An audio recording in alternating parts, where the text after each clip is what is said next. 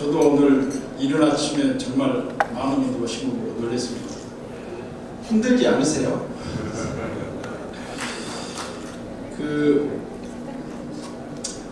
이런 의미 있는 자리에 제가 강의를 한다는 것 자체가 아마 우리 시성을 타고나서 그런 것 같습니다.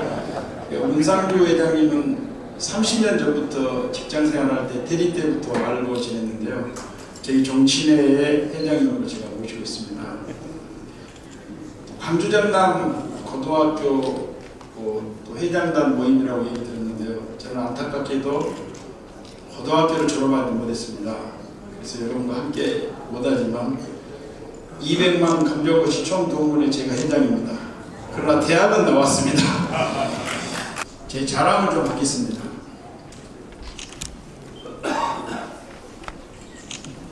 신문에서 저를 이렇게 얘기하고 있습니다. 저는 밥값을 낸 게 아니라 저하고 밥을 먹는 사람한테 돈을 받고 밥을 먹습니다. 워렌 버핏이 한 20억 정도 돈을 내고 점심 한 끼를 한다는데요. 저도 경매를 해보니까 꽤 금액이 나왔습니다. 셀러리맨의 신화 이렇게 또 얘기를 하고요. 제가 7년 만에 직장 생활에서 임원이 되는 얘기를 언론에 있습니다. 이 양반은 저 얘기를 가지고 돈을 번 친구입니다. 육정원에 있는 아이들. 양반이 담양인가? 지난주 토요일날 제가 이제 일본 와세다 대학에서 엄청 센 대학이죠. 와세다 대학에서 상을 받고 왔습니다. 이분은 다 아시죠? 우리 문상규 회장님께서 한국의 트럼프라고 했는데 저는 제가 트럼프라고 얘기해 본 적은 없습니다. 사람들이 저를 그렇게 부릅니다. 저는 디벨로퍼입니다. 트럼프 대통령의 직업이 디벨로퍼입니다. 저는 한국의 대표 디벨로퍼라고 생각하고 부동산 개발협회에 지금 4대 회장을 하고 있습니다. 디벨로퍼가 뭔가에 대한 얘기를 잠깐 소개하겠습니다. 디벨로퍼라고 들어보셨습니까? 우리말로 부동산 개발업이라고 흔히 해석을 하는데요. 땅을 사고 건물을 지은 뒤에 분양해서 마케팅까지 전 과정을 관리하는 것을 의미합니다. 우리나라 부동산 디벨로퍼 1세대로 불리는 문주현 MDM 회장이 미래 부동산 시장의 키워드가 금융과 디벨로퍼 융합에 있다고 전망했습니다. 취재기자 함께 자세한 이야기 좀 나눠보겠습니다. 정윤솔 기자 나와 있습니다. 정 기자, 앞서 제가 디벨로퍼에 대해서 간략하게 설명을 하기는 했지만 그래도 약간의 생소한 개념인 것 같아요. 부동산 개발업이라고 흔히 해석을 하는데 이거 어떻게 이해를 하는 게 맞을까요? 네, 쉽게 말해 디벨로퍼는 이 무에서 유를 만드는 이 도시 코디네이터라고 할 수 있습니다. 땅 매입부터 이 기획, 설계, 금융과 더불어 이 건설과 마케팅, 사후 관리까지 시작과 끝을 모두 책임지는 역할을 하는 건데요. 이 땅을 가지고 개발을 해서 수익 가치를 증대시키면서도 이 동시에 많은 사람들에게 생활적으로 이득을 줄 수 있는 이 도시나 토지를 가공한다, 이렇게 보면 될 것 같습니다. 표현 자체도 디벨로퍼고 선진국에서 더 보편화되어 있는 느낌이 있는데 어떻습니까? 네, 그렇습니다. 일단 미국의 경우는 이제 민간 디벨로퍼를 중심으로 발전이 되어 있고요. 네. 일본의 경우는 종합 건설업체의 자회사 중심으로 디벨로퍼 산업이 발전되어 있습니다.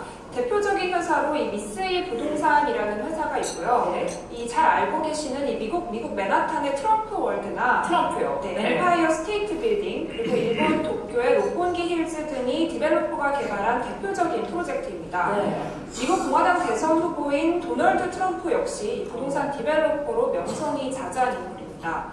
최근에는 중국 최대 부동산 기업이라고 알려져 있죠. 이 완다그룹과 안방그룹 등도 이 디벨로퍼 회사로 활발하게 사업을 추진 중입니다.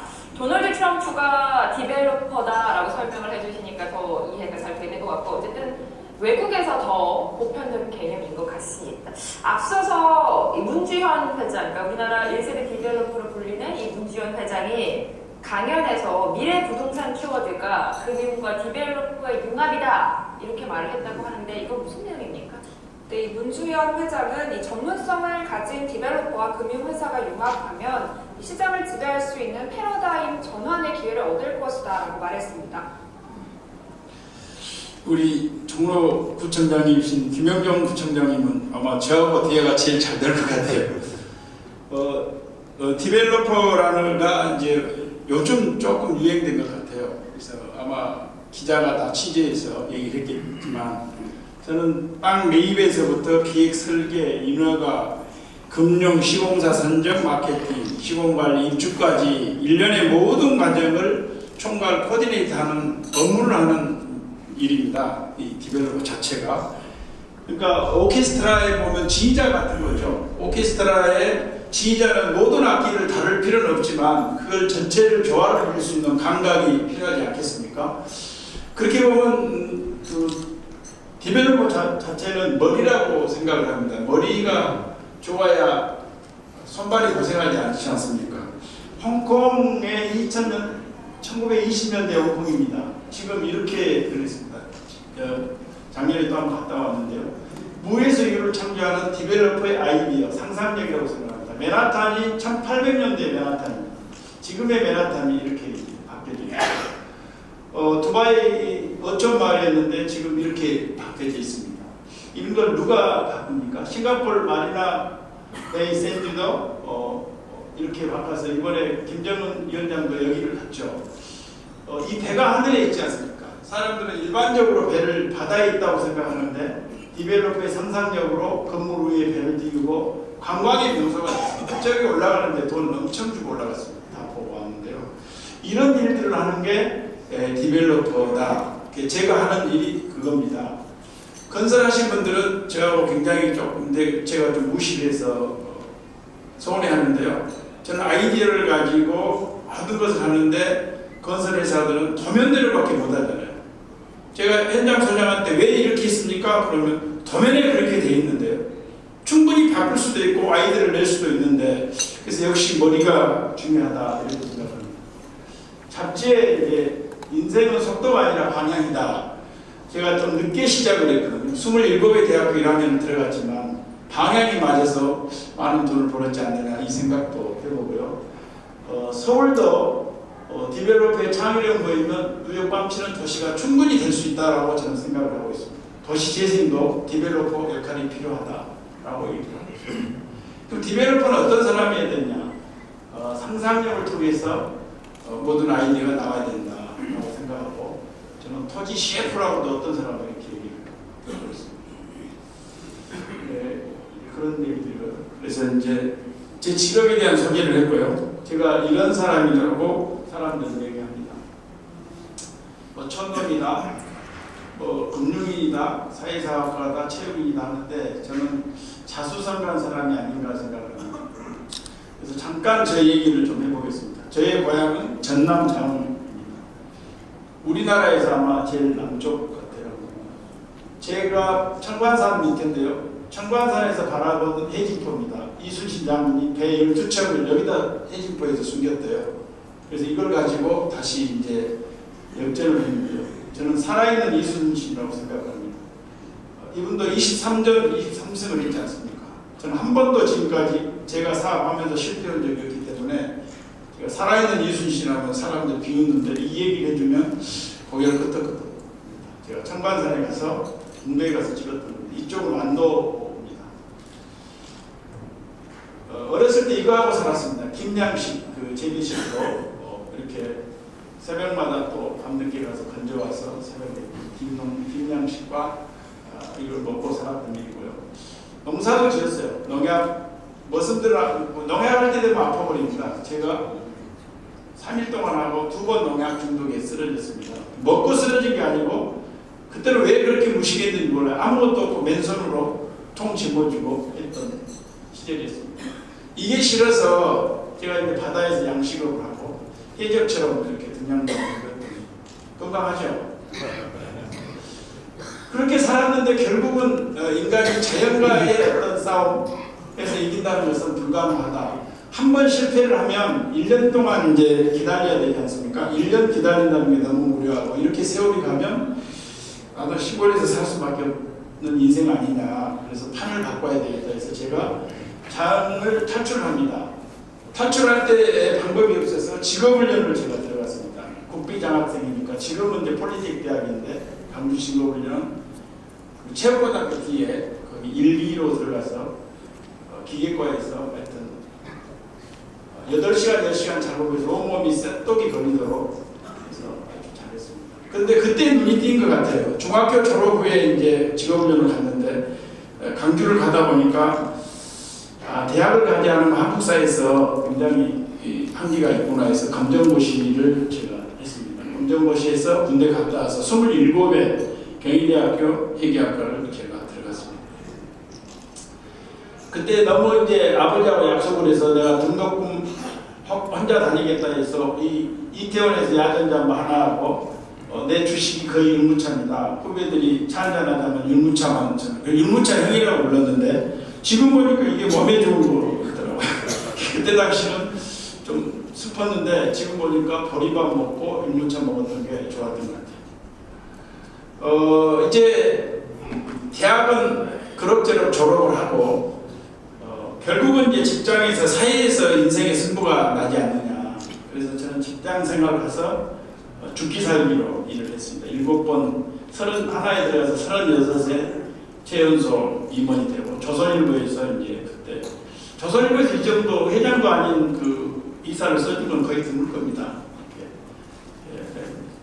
써주고 그 회사가 영원히 나의 2인자로서 될 줄 알았는데 IMF 때 국가 4만 개 부도나서 97년도에 부도나서 저도 할 수 없이 이제 방황하는 시간이 되고 정말 그때 회장님이 저를 이뻐하시고 저하고 코드가 잘 맞아서 어마어마하게 회사를 키웠습니다. 아마 아실 겁니다. 나산의 안병균 회장님 제가 모시고 있었는데 제가 입사해서 11년 만에 30대 국까지 만들었는데 결국 IMF를 못 견디고 무너지고 제가 고민하다가 어떻게 먹고 살 것인가를 아마 고민했습니다. 아마 여기 계신 분들은 이 과정을 겪었겠지만 그때 저도 이제 종교가 있고 기독교가 있는데 이런 음성이 들리더라고. 너 잘났으니까 네 혼자만 해봐라. 이 음성이 들려요 자꾸. 그래서 스카웃이나 이런 걸 제의하고 제가 사업을 했습니다. 원룸 오피스텔에서 10평짜리 오피스텔에서 5천만 원 법인 자금 만들어서 MDM, 문 디벨로퍼 앤드 마케팅. 김상배 회장님, 저는 이름을 걸고 우리 일가의 이름을 걸고 시작한 사람입니다. 다른 분들은 동네 이름이나 뭐 별 이름, 삼성, 쓰리스타, 뭐 골드스타 그랬는데 저는 내 조상이 주신 이름을 걸고 내세우기 없으니까 문 디벨로퍼 앤드 마케팅에서 MDM을 98년도 4월달에 창립을 했습니다. 그동안 이제 시드머니를 만드는 과정이 한 10년 걸렸는데요. 한 4만 세대 마케팅을 해주고 한 6조 팔아주고 한 1,000몇백억 분양된 수수료를 제가 받았습니다. 그 돈을 가지고 2007년도에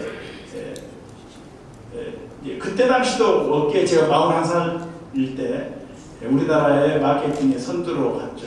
그리고 종잣돈을 가지고 2007년도에 개발 사업을 해서 막 10년 동안 지금까지 했는데요. 한 11조 정도 개발 사업을 했습니다. MDM과 MDF들이 95만 평 정도 개발해서 국내 지금은 거의 최상위로 개발 실적을 가지고 있습니다. 그 개발 사업을 2009년도에 해서 부산에서 이제 대성공을 치고 제가 한국 자산신탁 국가 정부 공기업인데 M&A를 했습니다. 그때 뭐 우리나라 금융그룹 회장과 저하고 이제 한판을 했는데요. 사람들이 네가 뭔데 그때는 이제 시행사의 이름을 가지고 공기업을 인수한다니까 비웃고 그러더라고요. 그래서 아니다. 큰 게 구멍을 뚫은 게 아니고 송곳이 뚫지 않냐. 강한 송곳이 뚫어버리잖아요. 그래서 나는 내 자신을 믿고 도전했습니다. 그래서 당당하게 인수를 해서 기업 상장까지 시켰습니다. 작년, 재작년 2010년에 상장시켰거든요. 기업도 한 10배 정도 제가 한국 자산신탁을 키웠습니다. 우리가 이제 시골의 농부의 아들이고 또 돈도 없고 또 학력도 배울 일 없고 아니 개발을 건설하는데 회계학과가 무슨 도움이 되겠습니까? 대학 동문들이랑 해봐야 전부 경기과에 가서 뭐 기록하고 있고 그렇지만 아마 제가 성공했던 것은 아니면 과감하게 바꾸고 아니면 또 도전하는 그런 정신이지 않느냐. 크다고 뭐 장땡은 아니다. 그래서 저는 아마 우리나라의 부동산 금융 그룹으로서 많은 회사들이 우리 회사를 벤치마킹합니다. 세계적으로도. 플랫폼을 제가 다 만들었거든요. 첫 계열화를 시켰고 지금은 이제 미국 홍콩에 있는 그 캐피탈 그룹과 지금 이제 해외 진출로 지금 땅 LA 쪽을 매입하고 사업을 같이 시작을 하고 있습니다. 이 사업 살 때도 제가 이런데 말만한 삼성그룹과 제가 M&A 이거 입찰했는데 제가 먹었습니다. 다들 말도 안 되는 게임이라고 했는데 막상 또 이렇게 경쟁을 하고 그 비하인드 스토리는 재미난 게 많은데요. 우리가 의지를 가지고 정정당당하게 하면 충분히 할 수 있습니다. 그래서 저희 회사는 개발 부분에 한 3개가 있어요. MDM과 MDM 플러스, MDM 투자운영 있고 금융 부분, 자산 신탁, 캐피탈, 자산 에셋 운영 이렇게 두 반대하게 하는 게 아니라 내가 잘할 수 있는 것, 개발과 금융을 합해서 부동산 종합금융 그룹으로서 한국에 이런 모델을 만들어 보겠다 해서 테헤란에 있는 저희 사옥이고요. 최근에 삼성역에 아마 삼성 메디슨 빌딩 이거 제가 매입을 1,500억 했는데요. 이게 놀라운 것 같아요. 사자마자 소유권 가져오자마자 위에는 4층에서 9층까지 양업자가 들어오고 지하에서부터 3층까지는 요즘 유명한 방탄소년 빅히트 그 엔터테인먼트가 다 이제 쓰고 해서 셀을 등기 치자마자 등기 다 들어왔어요. 그래서 이제 내 머리를 앞에 건물 몇 개 사서 방탄소년 따라다니는 팬들한테 커피 팔아야 되겠다 해서 빵 사러 가니까 땅값이 너무 비싸요. 팔지도 않고. 그래서 방탄소년단과 그 야구자에 밑으친 그 사업으로 임대를 다 했습니다. 이번 이제 훗날 회사가 커질 걸 대비해서 하나 사는 거고요. 이 길이 아니면 이제 새로운 길을 걷다. 저는 인생을 돌아보면 계속 기득권을 생각하지 않고 판을 바꿔오면서 살았던 것 같아요. 우리가 버스를 탔을 때 잘못 탈 수도 있잖아요. 그럼 아니면 스톱하고 멈춰야 됩니다. 그런데 지금까지 살아왔으니까 계속 가자. 번전 생각하다가 계속 가서 손해보는 거 있지 않느냐. 저는 그래서 하다가도 아니라고 생각하면 멈출 줄 아는 용기가 필요하다고 생각합니다. 실패한 수필가, 실패한 양모사학가 다 하실 겁니다. 실패한 수필가는 나폴레옹입니다. 이 양반이 군인으로 안 갔으면 글 재주가 안 났을 거 아닙니까? 이 양반도 마찬가지입니다.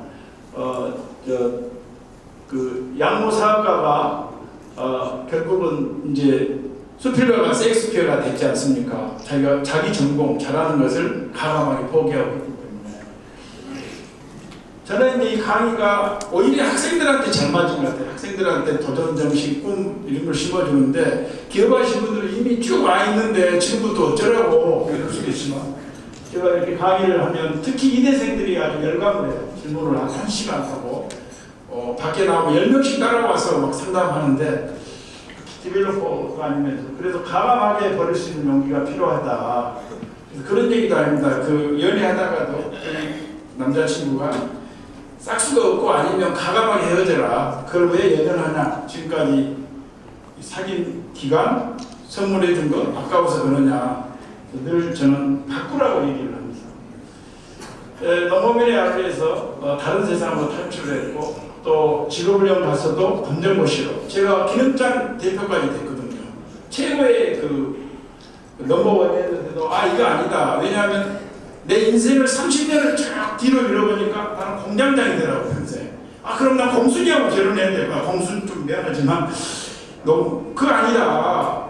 다른 세계로 가자. 그래서 늦게 대학도 가고 또 회계학을 했는데 회계학이라는 것 자체가 남 치닥거리 해주는 일이에요. 남이 돈 쓰면 전부 정리하고 그거 맞추는데 내가 왜 일을 하냐? 미리 일을 해야 되겠다. 그래서 이제 마케팅을 전공으로 해서 또 했고 회사 잘못된 것은 나는 어떻게 받아들였냐면 하나님이 나한테 주는 메시지다.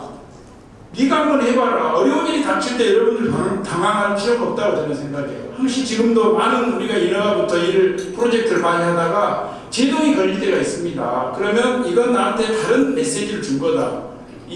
이걸 통해서 다른 생각을 할 수 있는 그런 게 좀 필요한 것 같다. 그래서 창업을 해서 지금까지 왔고, 창업에서도 저는 잠시 쉽지 않고 많은 생각을 합니다.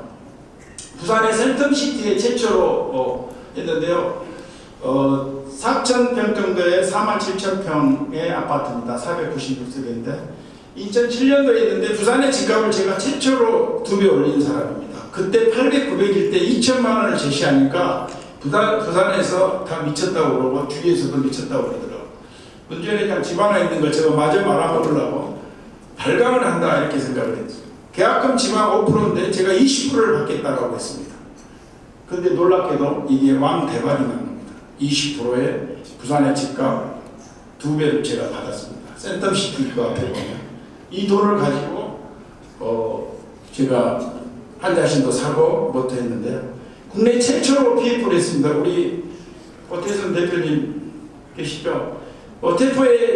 PF의 대왕 LH 농협에서 다 하셨는데 내가 우리 고 대표님한테 PF만 함부로 쓰지 말아야겠다는 사람이에요. 그래서 프로젝트 파이낸싱 아닙니까? 프로젝트를 보고 사업성이 있으면 돈을 줘야 되는데 우리나라 금융이 얼마나 후진이냐면 담보대출을 가지고 시공사 지급보증을 하고 하죠. 그렇죠. 해보신 분들 그렇지 않아요? 그럼 무슨 PF냐? 프로젝트 파이낸싱이 아니지 않느냐? 그 영어도 내가 쓰지 말라고 뭐라고 그랬어요. 그래서 최초로 신한은행에서 프로젝트 파이낸싱 시공사 지급보증 없이 제가 1,100억을 받아온 프로젝트입니다.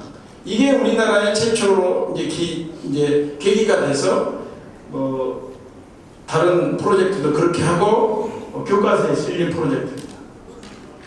판교 프로젝트는 이제 2013년도인데 요즘 민간인데 그 대신해서 하고 있던데 그 최초로 제가 했습니다. 이 땅 판교역 현대백화점 앞인데 이것도 미분양돼 있는 땅이었거든요. 왜냐하면 지금 분양가로 해가지고 수지가 안 맞습니다. 그래서 사서 민간 임대로 해서 분양을 했습니다. 제가 2천만 원의 임대가를 정해서 그때 당시 했는데 LH는 앞에서 1,700에 팔고 있어요. 분양으로. 그러니까 민간과 관여하는 게 저는 2천에 임대로 5년 후에는 이렇게 하는데 그 사람들은 1,700에 팔아요. 근데 놀라운 게 2천에 제가 팔았던 집이 10억짜리인데 50평짜리인데 지금 20억 가고 있습니다. 그래서 다 전화를 하고 세 분이 전화를 안 해서 그거 안 했으면 좋겠다 했는데 다 하겠다고 10억이나 버는데 안 하겠습니까? 그런 제도를 제일 먼저 제가 활용했던 프로젝트고 송파에 이제 프로지오 시티라고 있는데 이것도 돈 20억 매달 가지고 한 1,000억 정도 번 프로젝트인데 옆에 똑같은 프로젝트 나보다 3,200평 가지고 있는 프로젝트가 하나 있습니다. 하나에서 하고 대우에서 했는데 그 애들이 250억 이익을 냈는데 저는 1,000억의 이익을 냈습니다. 이 같은 프로젝트 옆에 나란히 있는데 결국은 지하를 저희는 다 드러내서 1층화 시키고 그 다음에 부대 시설을 아주 고급스럽게 해서 이렇게 스포츠센터나 게스트룸을 다 넣어줬죠. 그러니까 원룸 오피스텔이지만 오빠가 동생 보러 온다든가 부모님이 왔을 때 원룸에 잘 수가 없잖아요. 그래서 게스트룸을 만들어서 아마 그 분양가도 높게 해서 대성공했던 프로젝트. 강경에 가면 아마 랜드마크 대우 프로지오 이게 아마 다 보실 겁니다. 강교 신도시에 있는데 그 제가 한 프로젝트인데 요 얘기하면 조금 열받을 수도 있습니다. 저 이거 돈 10억 갖고 한 프로젝트입니다. 이게 안 팔렸어요. 경기지방공사에서 이 땅을 사가지고 1년 동안 개발해서 안 되면 계약금을 돌려주겠다는 겁니다. 땅이 안 팔리니까 그렇게 팔았거든요. 그래서 우리 직원이 100억만 회장님 가져오면 저 땅을 사겠습니다. 그래서 100억이 없지 않습니까? 그래서 제가 하는 얘기, 은행에 있지 않느냐? 돈은 은행에 다 있잖아요. 갖다 쓰면 주인 아닌 거 아닙니까? 은행에 있다. 내가 가져올게. 이렇게 전화했어요. 은행에다가 100억만 주소 그러니까 담보 뭐 있냐? 바로 은행은 그러더만 담보를 묻더만 담보 기가 막힌 게 있다. 1년 후에 리턴해주는 바이백 해주는 증서가 있잖아요. 그 LH 경기지방공사에서 1년 후에 우리가 안 산다 가면 계약금을 돌려주기로 했으니까 그 증서를 주니까 바로 그 다음날 100억을 쏘아주더만. 그래서 내가 그거 줄 때 혹시 모르니까 이자 1년치 10억은 내가 넣어놓을게. 자기들은 10억 금리도 싸. 10%에 사채 빌려서 비쌌을 텐데 10억 10%에 저축은행인데 10%에 100억을 쏘아준 거예요. 그래서 100억을 갖다가 아까 얘기했잖아요. 우리 디벨로퍼가 토지 매입에서부터 기획 설계 모든 걸 다 한다고 그랬잖아요. 우리나라 최고의 이 설계 사무실을 모았어요. 5군데를 모아서 이 땅을 가지고 연구를 해봐라. 그러니까 이렇게 근사한 그림이 나온 겁니다. 광장도 나오고 시계탑도 이렇게 만들고. 그래서 이걸 시장에 뿌렸어요. 마케팅이 되겠느냐? 시장에 보니까 잘 팔리고 1,000억 정도 이익이 나옵니다. 이렇게 계산이 나오니까 바로 그 또 뭐 은행에서 1,000억짜리 땅인데 1,100억을 PF를 해준 거예요. 그리고 대우건설하고 GS하고 서로 수주하려고 전쟁이 된 겁니다. 그 다 게임 끝난 거 아닙니까? 그걸 코디네이트 해주고 스트럭처를 짜주는 업무란 말이에요. 이게 머리가 중요하지. 너 사업 잘하면 너 돈 있었냐? 제가 돈 있었습니까? 뭐 돈이 없으면 은행에 돈 있지 않습니까? 시고 뭐 현대건설, 포스코, 대리 마음대로 우리가 입찰 불러서 쓰면 되잖아. 그렇죠? 부르면 압니다. 그 애들은 예를 들어서 돈만 안 뜯긴다고 생각하면. 그래서 아주 해피한 프로젝트입니다. 또 이 땅을 가서 보니까 이게 6,700평인데 제가 돈으로 계산해 보니까 38마디가 9마디가 되더라고. 우리 그때 시골에서 30마디가 엄청 대농에 포자라고 머슴도 둘을 데리고 있었는데, 야 우리 아버지 살아계셨으면 엄청 행복해 할 텐데 내가 상업지를 39마디를 사버렸다 이 생각을 서로 자기하면서 이 프로젝트를 이제 진행을 했는데, 이 땅이 경사가 졌습니다. 우리 디벨로퍼들은 땅이 경사진 걸 좋아해요. 왜냐하면 반지하를 다 1층으로 팔아먹을 수가 있잖아요. 용적이라고 상관이 없지 않습니까?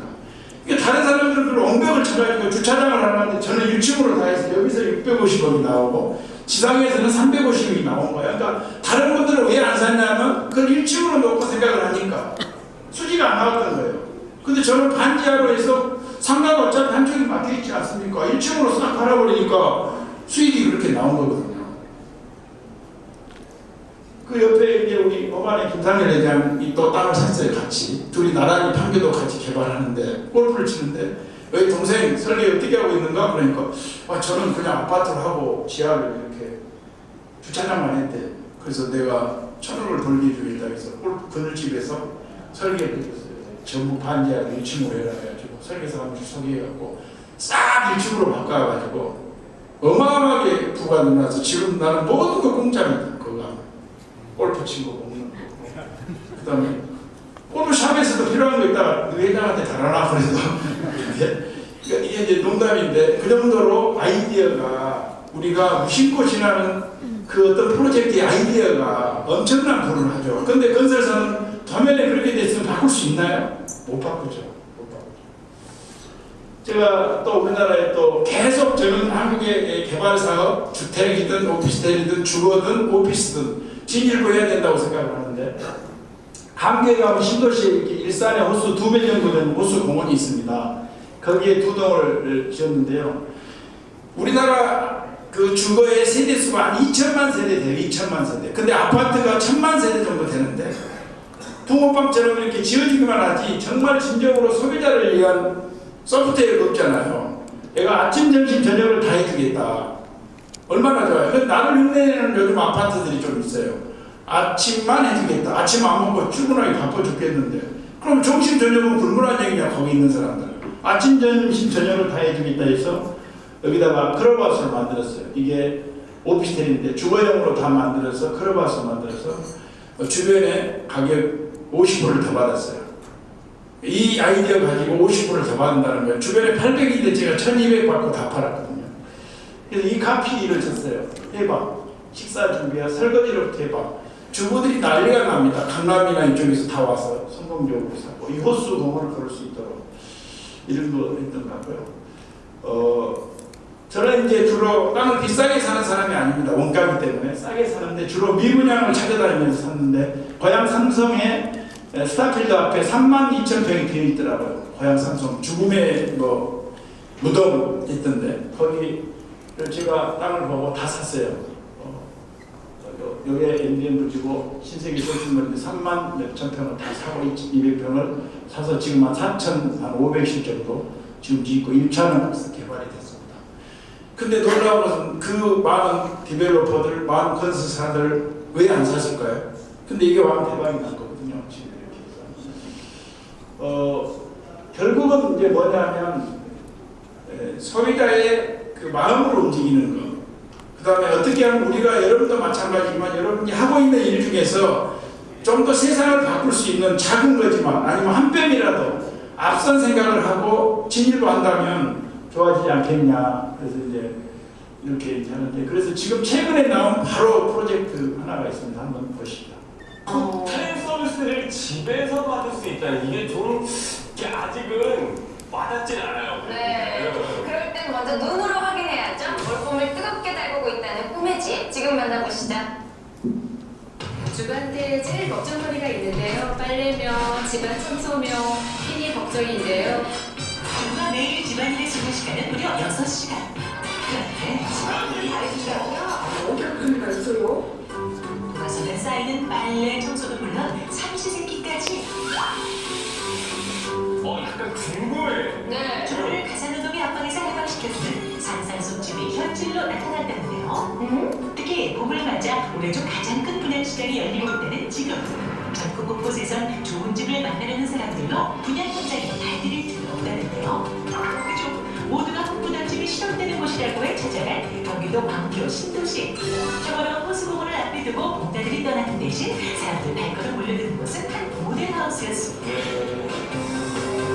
집구 경쟁이 있는 거야 어려울 일 아니지만 이곳은 더 특별함을 갖춘 곳이라고 하는데요. 제가 아는 분 중에는 취미로 집을 구경하시는 많아요.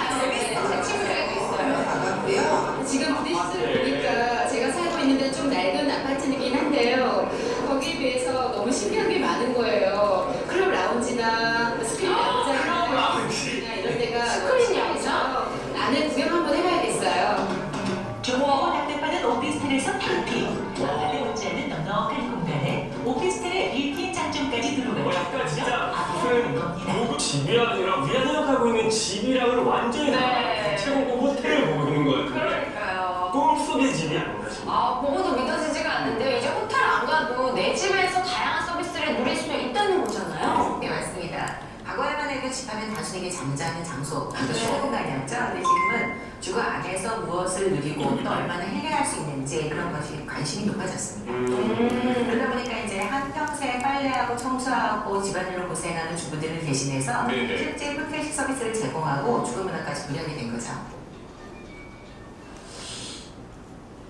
지금 제가 3월 달에 오픈하고 있는 강도에 레이크 더샵 시티인데요. 연면적 한 7만 평 정도 되고 이것도 10년 동안 미분양됐던 땅을 샀습니다. 한 매출이 9천억 있는 프로젝트입니다. 집이라는 개념이 여러분들이 좀 한번 제 얘기 듣고 동의하실지 모르겠어요. 옛날에 우리 어려서부터 집은 생로병사를 집에서 다 했습니다. 태어나도 집에서 태어나고 죽을 때도 집에서 장사 지내고 아파도 집에서 있고 모든 걸 다 했지 않습니까? 근데 지금은 이 네 가지를 집에서 하나도 안 합니다. 출산원 가고 아프면 병원 가고 죽어도 장례식장 가고 심지어는 공부도 집에서 안 합니다. 우리 집사람 보면 공부하러 가는데 카페로 가요. 그 카페가 더 된대요. 이해가 안 가지. 그 다음에 운동을 해야 돼요. 그러면 집이라는 게 어떻게 해야 되냐면 이런 2대 시설을 통해서 다 가지고 있어야 된다는 얘기죠. 그죠? 그러니까 운동할 수 있는 산책로, 스포츠센터, 헬스클럽, 식사 문제, 빨래 문제를 제가 완벽하게 해결하겠다. 호텔처럼 하면 되지 않습니까? 이제 우리 주부님도 계시는데 학교 다닐 때 남자가 더 훨씬 공부도 잘하고 그랬는데 왜 결혼하자마자 밥순이가 됐나요? 단순 노동 아니에요? 빨래하고 밥하고 빨래하고 설거지하고 밥하고 빨래하고 설거지하고 물론 육아를 빼고 그런 것은 집이 다 해야 된다. 그래서 호텔식 서비스를 했습니다. 아침 저녁 다 해주고 북카페 심지어는 와인바까지 만들어라. 집에 와인 들어오면 먹을 데가 없잖아요. 그러면 1800세대니까 회장님 제가 와인 하나 왔습니다. 그럼 컵 빌리값만 내면 되잖아요. 소믈리한테 먹고 그 다음에 수영장, 헬스사우나, 스크린 야구장 그것도 있고 그래서 내가 또 부작에서 젊은 애들을 위해서 체육관까지 만들어줬어요. 탁구도 치고 농구도 해라. 이런 집 사겠어요? 안 사겠어요?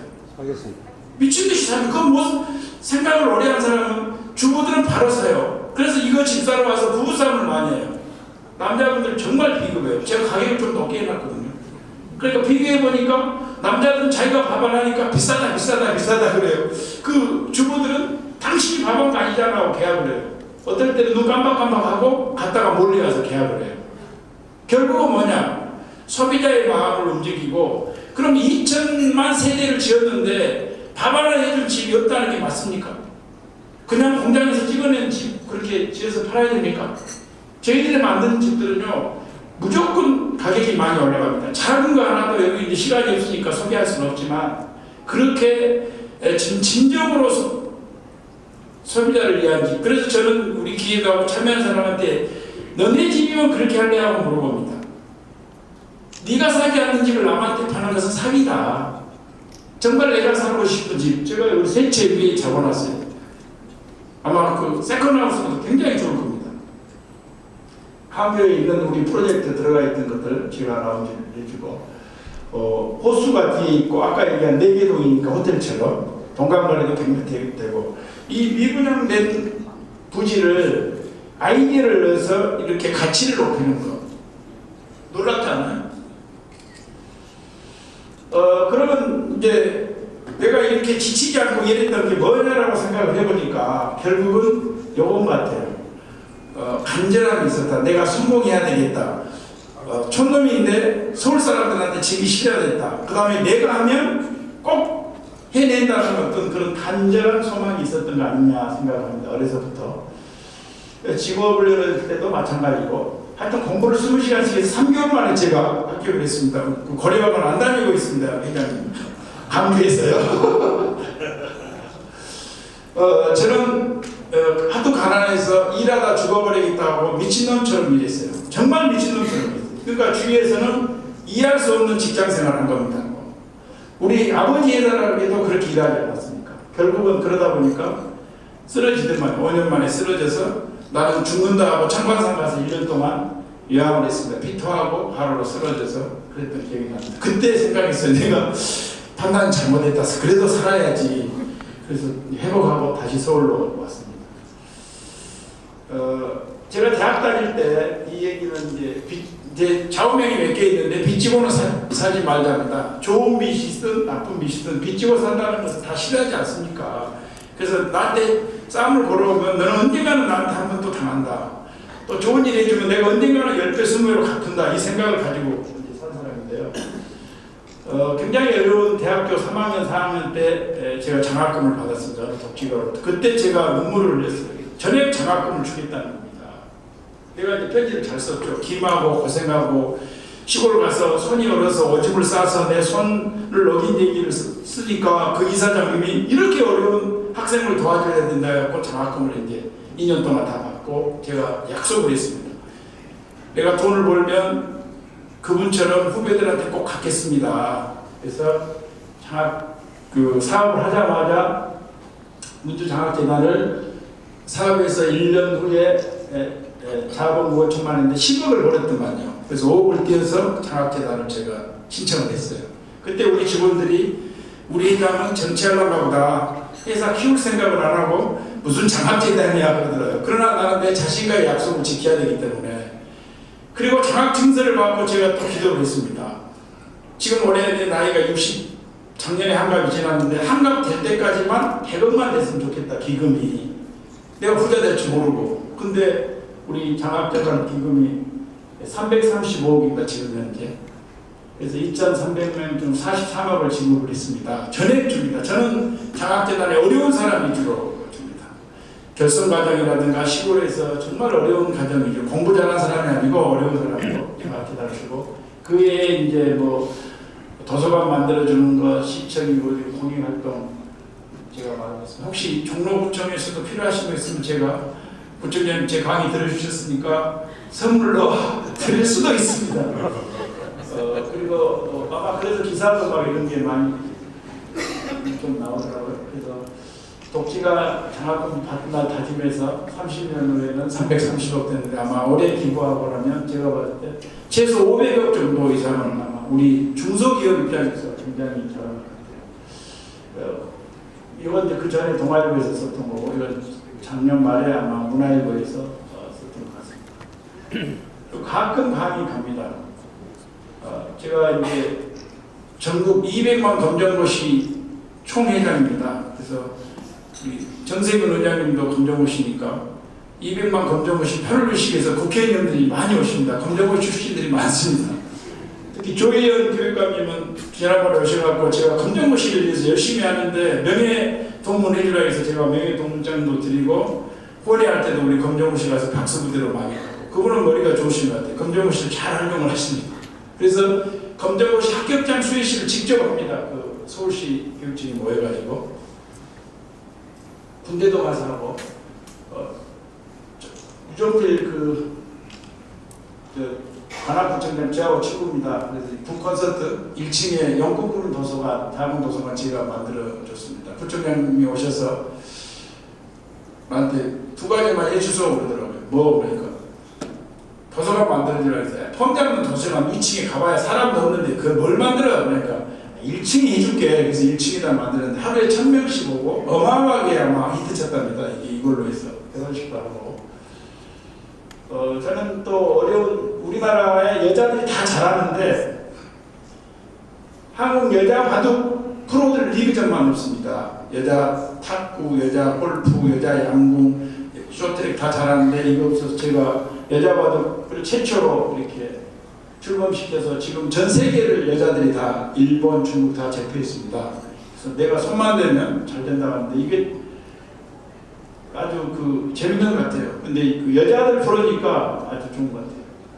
상생 책임하고 나눌수록 커진다라고 이렇게 생각을 합니다. 그래서 저는 운이 좋은 사람인지 그렇게도 얘기하고, 운은 우리가 만들어간 거 아니냐라고 생각을 합니다. 아까 우리 영사부총장님 말씀 잘 하셨는데요. 어떻게 보느냐에 따라서 달라질 것 같거든요.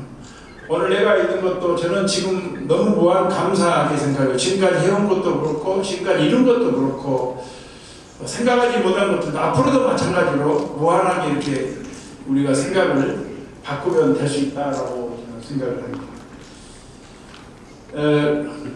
짧은 시간, 아니 긴 시간 제 강의를 들으셔서 고맙고, 혹시 질문이 있으면 질문 몇 개 받고 그렇게 하겠습니다. 고맙습니다.